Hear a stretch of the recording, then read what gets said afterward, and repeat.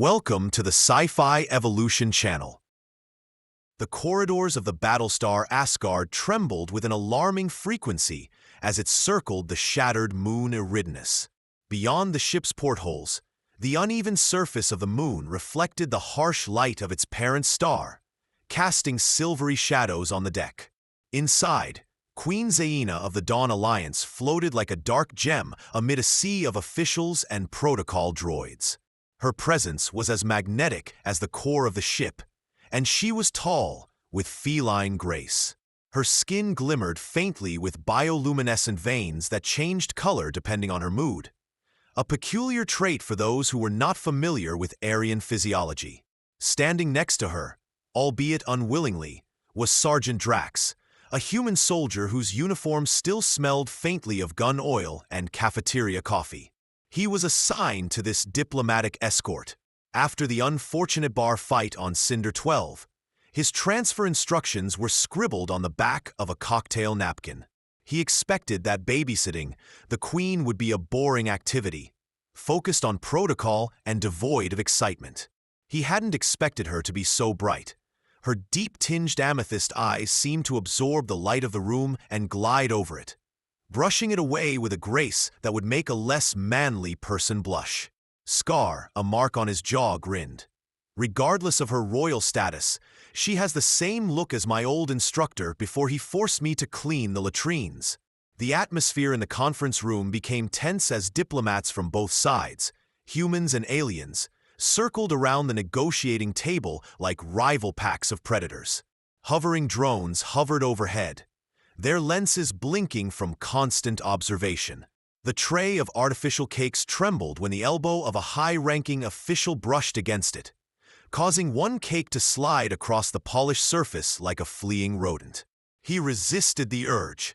Despite his penchant, he had to chase the cakes instead of staying still like a coat hanger. Zeina's voice, rich and measured, echoed through the hall. The conditions were simple: no aggression, guaranteed trade routes, and no further biological experiments on the frontier planets. She paused, letting people squirm. In response, the Dawn Alliance proposed an alliance unlike any seen in this quadrant. Her words were both sweet and firm. Drax watched as the human officials shifted uncomfortably, their eyes darting between her and the tall ceremonial guards standing behind her. A quartet of living statues, bred in vats to be perfect soldiers, stood motionless, their hair perfectly coiffed, and their expressions did not betray any thoughts. It was disturbing, but on the other hand, most things in this galaxy were like that. Just as the human ambassador, a man whose ozone smell from too many laser briefings made him feel uncomfortable, cleared his throat to speak. The diplomatic droid serving drinks beeped, its chest panel glowing brightly. The droid exploded, making a sound like 1,000 bees flying out of a toaster. The room was filled with metal fragments and plasma fire, which caused chaos. The diplomat screamed, and the royal guards, elite warriors trained to die for her, turned around and scattered like frightened birds. Drax's instincts took over, disregarding the protocols of diplomacy. He quickly grabbed Zeina by the waist and pulled her behind the overturned console. The debris rained down, and they were enveloped in heat.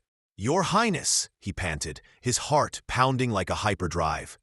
"If I can prevent your explosion, I will be very happy." She blinked at him, as if she had met a new species. Her voice remained sharp and elegant even in the midst of the chaos. Drax grinned, his face covered in sweat and soot. "Because I have nowhere else to go." The diplomatic suite on the Asgard was hastily transformed into a secure room protected by a shimmering force field. A suspicious leak in the plasma pipeline overhead did not inspire confidence. Drax stood at the makeshift entrance, weapon drawn, scanning for potential dangers like a man who had spent too many years on the wrong side of bar fights. The smell of burned schematics from an earlier explosion still hung on his uniform like a bad memory. Inside, Queen Zeina was reclining on a low-slung, crescent-shaped sofa that looked suspiciously like it belonged in a cheap novel. Her long, elegantly curved ears trembled slightly as she tried to maintain her composure.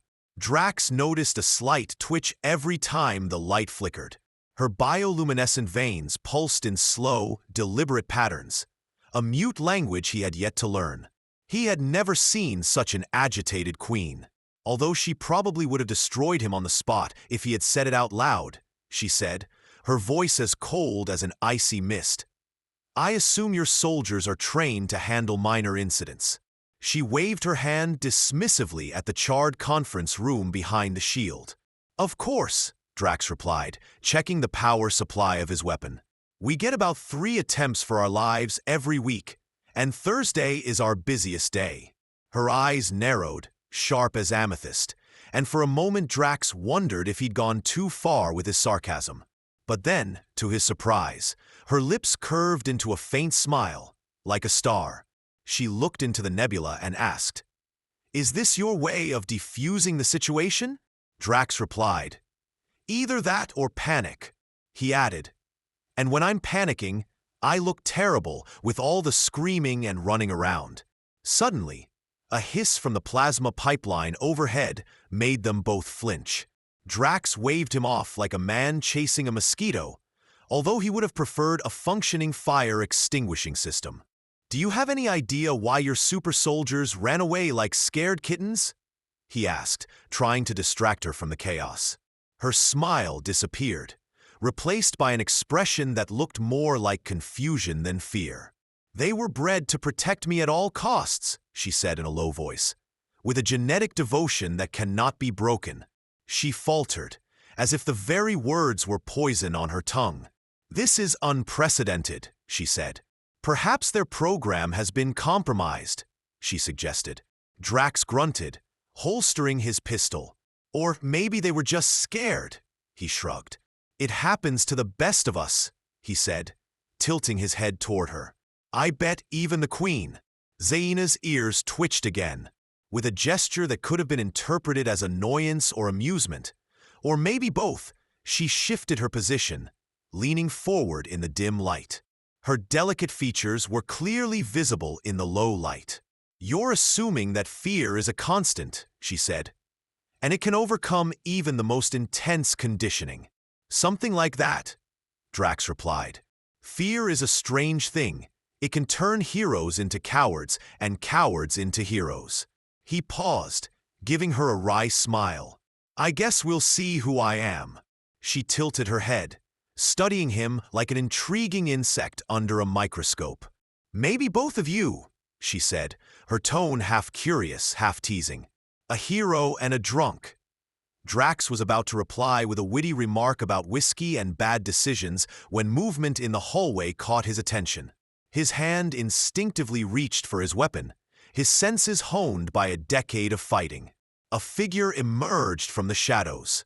It was a tech droid, one of its photoreceptors blinking erratically, carrying a tray of something. The moon of Thorax 6 was a green world that smelled of damp moss. Drax stood at the edge of the glowing ravine, his boots sinking deep into the swamp as he scanned the surroundings for any signs of movement. Above him, the sky was alive with bioluminescent clouds that danced in time with the electromagnetic storms of the moon. The sight was both thrilling and headache-inducing, as the crash site behind him was still smoldering. The once proud hull of the Varys, now a twisted mass of charred metal and crumpled starship. Queen Zeina staggered over the tangled debris, her elegant ears twitching with annoyance. Despite the burned hem of her dress and the soot stain on her cheek, she looked more regal than ever.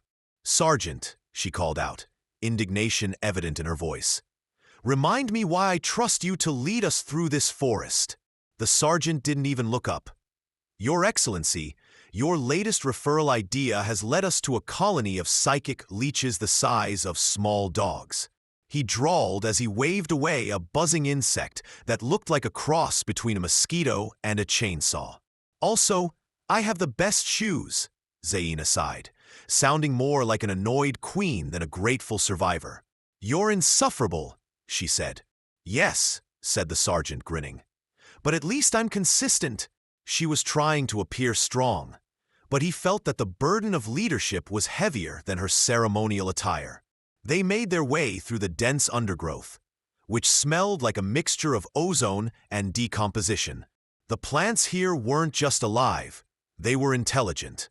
Every time Drax touched the leaf, it shuddered, releasing tiny spores that danced like miniature fireworks. He muttered to himself, "These are great alien fireworks because my day wasn't weird enough anyway." Zeina stopped next to a massive creature that looked suspiciously like a predatory eel. "This place is a living laboratory," she mused. "My ancestors tried to transform thorax centuries ago, and some of their genetic experiments must have survived." She paused, placing one hand on the root. He trembled under her touch. "I never thought I'd see this with my own eyes," Drax said, his tone as dry as the Martian desert. "Next time your ancestors want to create a jungle of nightmares, maybe leave the predatory plants aside. With me, if something happens to us, I will do my best to die," he stammered. "Or at least try to be heroic." Zeina's laughter echoed through the jungle, a sound that reminded him of celestial collisions. Despite the impending darkness and unknown danger, her laughter made the jungle less hostile.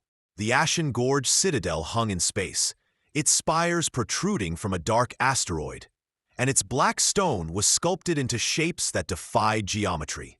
Drax's head throbbed as he lay half-buried under the rubble of the collapsed tower wall. His uniform was scorched by plasma, and the smell of burnt circuits filled his nostrils. A droid lay next to him, its photoreceptors flickering erratically. The words Service Unit 7B were engraved on its body in a language he couldn't decipher. "Hey, you flesh-and-blood creature," the droid croaked, his voice box faltering between static and sarcasm. "Are you planning to stay here until the stars explode?" Drax groaned as he stood up.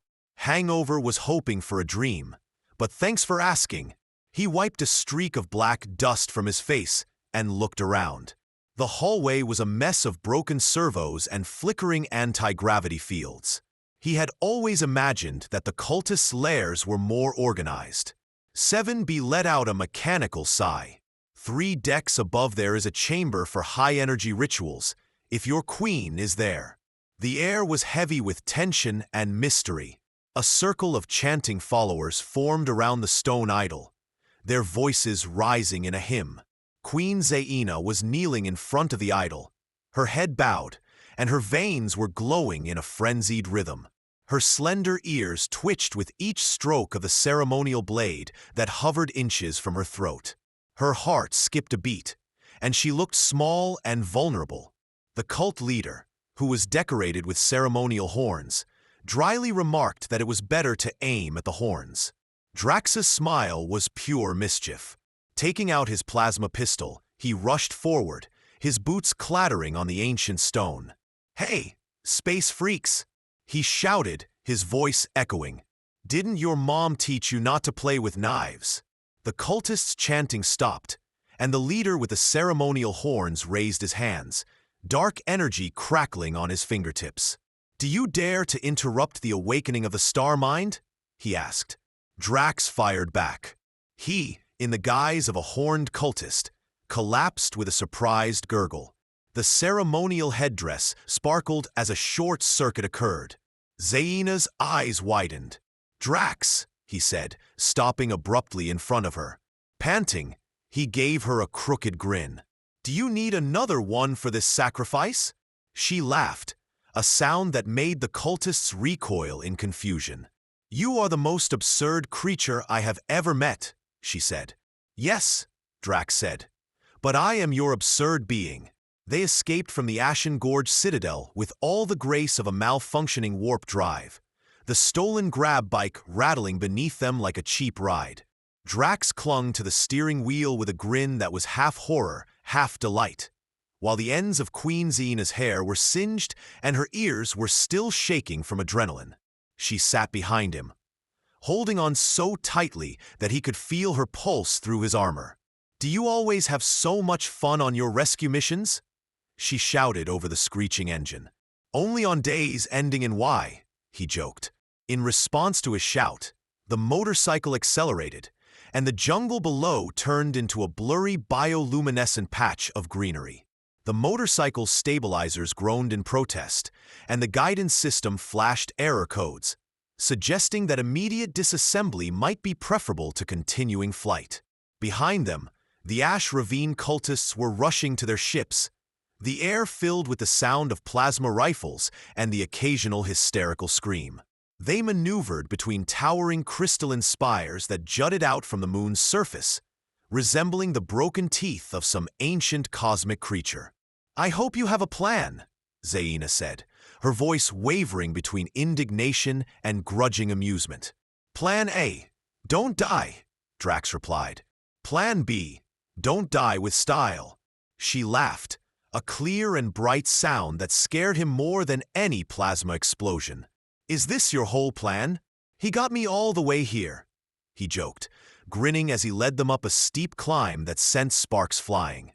From the ground, the stars above seemed incredibly bright, and the darkness between them was deep and boundless. However, there was a light flickering in the distance, a steady pulse like a heartbeat in the night. "This is the Aryan space station, abandoned during the war, but its emergency beacon is still active," Zeina said, pointing with one thin, long finger hand. Drax's smile widened. "Let's go say hello." They steered the motorcycle toward the lighthouse, the moon shrinking behind them, and the station loomed ahead, ancient and huge, its hull scarred from centuries of meteorite impacts and drifting ice, and its docking ring gaped like the mouth of a sleeping beast. Drax directed them into the compartment, and the grab bike came to a crashing stop. He turned off the engine and got off with a sigh of relief. "Home, sweet home," he murmured.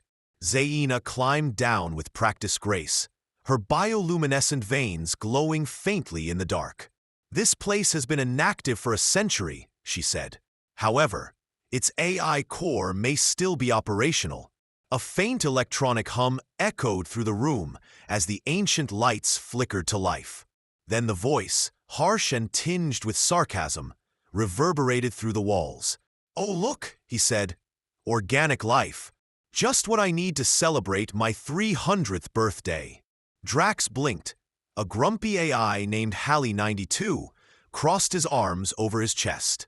"Hallie 92, she called out, her tone authoritative. "I am Queen Zeina of the Dawn Alliance, and we seek refuge and knowledge on this station. We've encountered many different types of people here, including pirates, religious cultists, and even some megalomaniac maintenance workers. I've been accused of greatness myself before, but I assure you, my intentions are pure." As she spoke, Zeina gave me a look that was a mixture of indignation and amusement as she prepared to open the main archives. The lights on the console of the Hallie 92 pulsed in time with her movements, adding to the atmosphere of mystery and intrigue. "But before we start, Zeina has made it clear that if any ancient cosmic horrors are awakened, she won't be responsible for cleaning them up. She hopes that one day she will be able to find a station where there are no such dangers. But in this galaxy, such a place is a rare find." Her words were echoed by Hallie 92, who added her own cynical comment. Together, we stepped into the dark heart of the station, searching for secrets that may contain the answers we need to survive and thrive. Above Aria, the Royal Guard fleet, their ships decorated with a patchwork of flowers, resembled a group of evil space clowns. The final battle raged around them, plasma fire streaking the sky in bright arcs. Drax stood on the deck of the Boomstick Express, a converted warship, grinning. "Well, at least now no one is complaining about my driving skills," he muttered, wiping the sweat from his forehead. Queen Zeina stood next to him, her long ears decorated with ceremonial threads that glowed like stars, rolling her eyes in a way that he learned to appreciate almost as much as her smile. "Focus, Drax," she said, her voice a mixture of regal dignity and indignation. "The Ashen Gorge has activated the star weapon. If they succeed—" Drax interrupted. Yes. He cocked his plasma rifle in a dramatic gesture. "Everyone's going to die, Star," he said, his voice both triumphant and threatening. The leader of the Ashen Gorge stood in front of them, a figure dressed in ceremonial robes with intricate patterns woven into the fabric. His eyes burned with a fanatical light, and his voice, a mixture of triumph and menace, announced that they were too late. He spoke to them once or twice,